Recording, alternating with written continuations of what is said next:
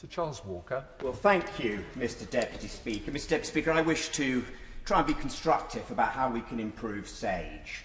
Now, Mr. Deputy Speaker, as you know, SAGE has huge power over our lives. It has power over who we hug and hold.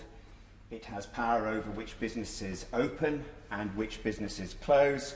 In essence, it has power over who keeps their job and who loses their job. And, Mr. Deputy Speaker, we too in this place have great power. We have great power, but our power is matched to accountability. Accountability is very important in the exercising of power. So I want to suggest some reforms to SAGE, some quite technical reforms. I think, firstly, there is need for greater financial transparency from members of SAGE, in line with that expected of members of Parliament. So, for example, I think when we look at SAGE members, we should be able to see what their annual income is, not only from their substantive job, but also from their pensions, accrued, or the pensions they might well be in receipt of. This is something that is freely available with all members of Parliament. I think we should also know, constituents should know, if they have any significant shareholdings in companies, in the same way that they know, our constituents know if we have significant shareholdings in companies.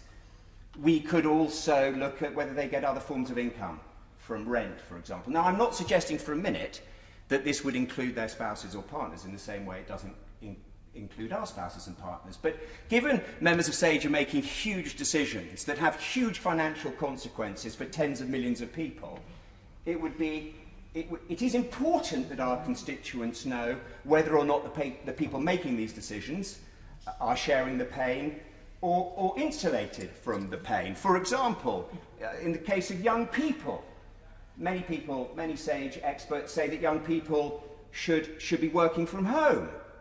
We know young people are now tied to their small kitchen tables in their bedroom, in miserable environments, the new dark satanic mills, working endless hours in appalling circumstances because people with nice gardens and comfortable homes think that's what they should be doing. Yeah.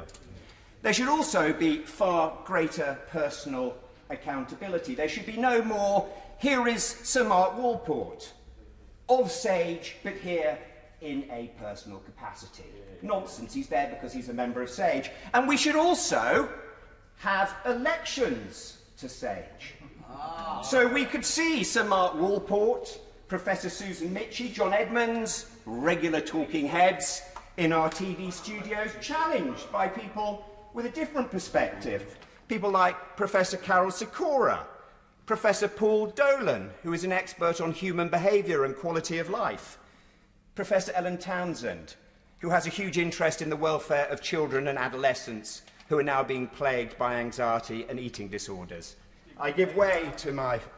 He's making a great case with which I largely agree, but will he agree with me that experts are only human and we've been, to an extent, asking the impossible of them? They're risk-averse, they don't want to be blamed for a disaster, they'll choose to give advice that's cautious. Would he join me in recommending to the Prime Minister the reforms that I've put forward to have competitive, multidisciplinary expert advice with Red Team Challenge? It's a fantastic and a plausible suggestion. We need a diversity of voices, but of course if we had elections we could get people elected from independent SAGE, and we know what they want: harder lockdowns, tighter lockdowns and a permanent end to freedoms. But, Mr. Speaker, there is an alternative. There is an alternative to elections, to financial disclosure.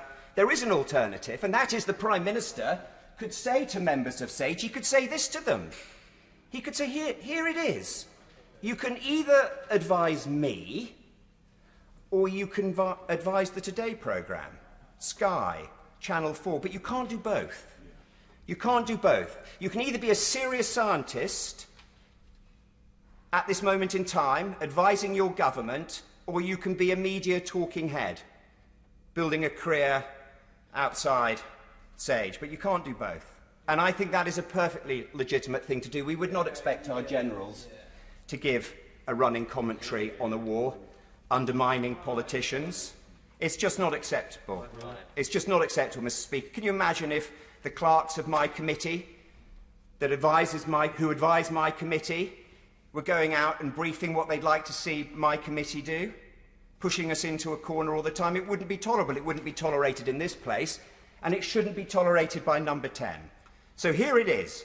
Full financial disclosure from Sage, full elections, or they advise the government, and if they don't want to do that and advise TV studios, they do that, but they don't do both. Yeah.